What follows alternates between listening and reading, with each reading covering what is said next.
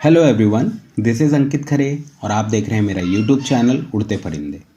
So guys, आज की इस वीडियो में हम लोग 8.1 क्वेश्चन नंबर 6 को डिस्कस कर रहे हैं।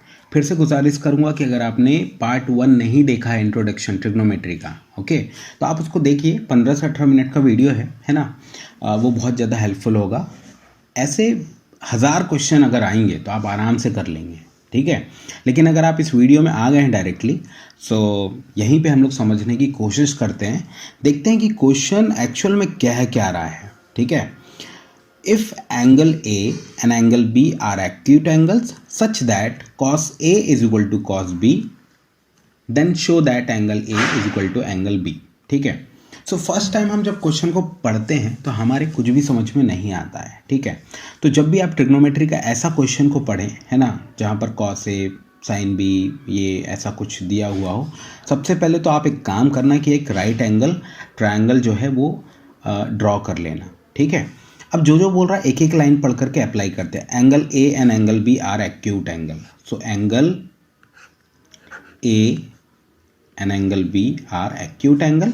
सो 100% ये जो एंगल सी होगा ये 90 डिग्री होगा, ठीक है। क्योंकि ये दो तो हमको क्या हो गया, एक्यूट एंगल बोल दिया, तो थर्ड तो 100% क्या होगा, राइट एंगल ट्रायंगल होगा। क्योंकि हम ट्रिग्नोमेट्री में वो जो ट्रिग्नोमेट्रिक रेशियो निकालते हैं उसमें हम राइट एंगल ट्रायंगल पे ही डील करते हैं, ठीक है। ये हो गया हमारा। सो यहाँ पर देखो angle A angle B are acute angle बोल दिया, लिख लिया अपन ने।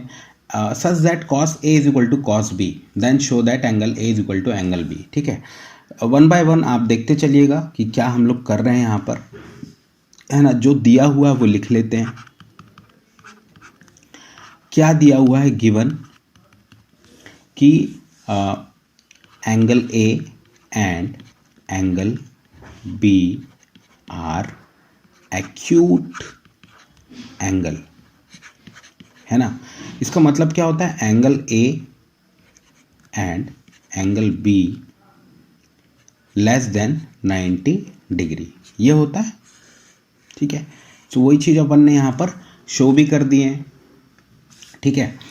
तो और क्या दिया हुआ है यहाँ पर देखिएगा कि cos A is equal to cos B, है ना।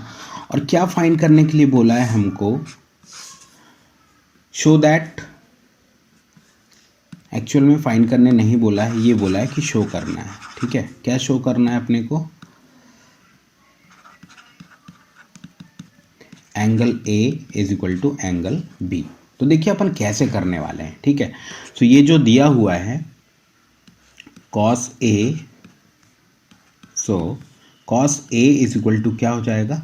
अब आपको पता है कॉस ए बोल रहा है, मतलब यहाँ पर एक्यूट एंगल ए को लिया गया है, ए को, है ना। तो इस वजह से परपेंडिकुलर क्या हो जाएगा, इसका opposite side perpendicular,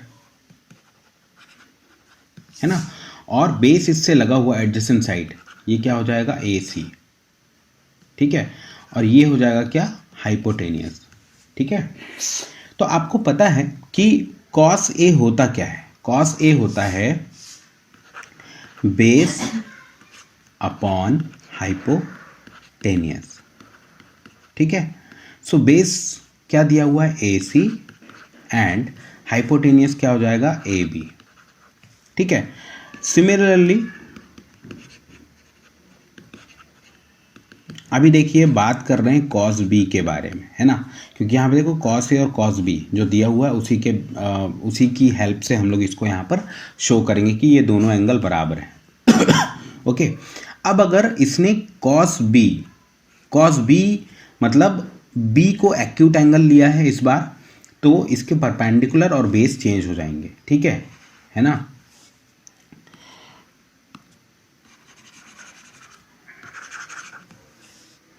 hypotenuse same रहेगा, लेकिन ये जो एंगल बी है इससे लगा हुआ जो साइड है एडजेसेंट साइड, इसको अपन क्या बोलेंगे, बेस। और ये एक्यूट एंगल के जो अपोजिट है वो क्या हो जाएगा, परपेंडिकुलर,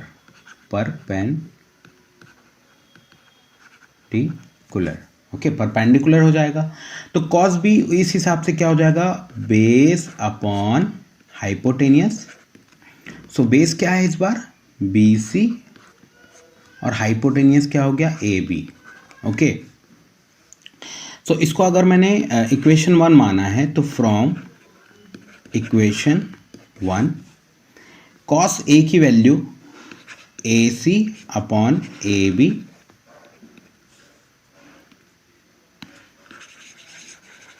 फ्रॉम इक्वेशन 1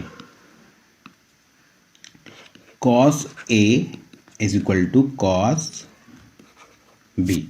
ठीक है, सो कॉस ए हमने क्या निकाला है, ए सी अपॉन ए बी, है ना, और ये क्या हो जाएगा, B C upon A B.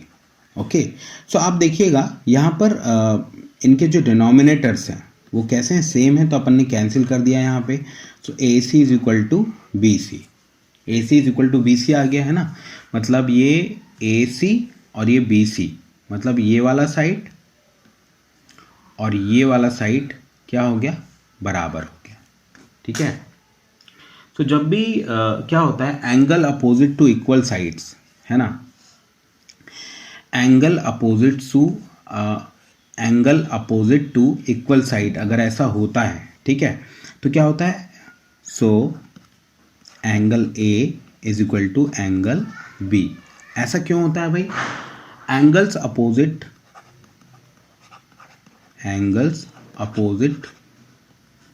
To equal sides are equal.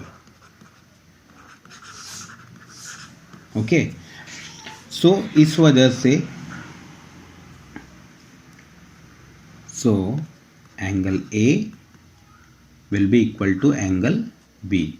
सो अपन ने यहाँ पर इसको क्या कर दिया, शो कर दिया। ओके, सो आई थिंक ये जो क्वेश्चन है आपको समझ में आया होगा, है ना, ये अपन ने यहाँ पे प्रूव कर दिया या शो कर दिया बहुत ही कम समय में।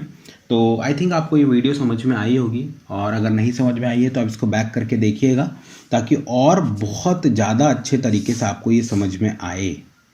ओके, सो अगर आप ऐसी ही वीडियो पाना चाहते हैं सो चैनल को सब्सक्राइब कीजिएगा, लाइक और कमेंट करके बता सकते हो कि भाई क्या इसमें इम्प्रूव करने की ज़रूरत है, और एक बहुत बड़ी हेल्प होगी अगर आप इसको अपने दोस्तों के साथ शेयर करेंगे। ठीक है, इस वीडियो में अंत तक बने रहने के लिए बहुत सारा धन्यवाद, and wish you all the best for upcoming segment of your life. Thank you so much.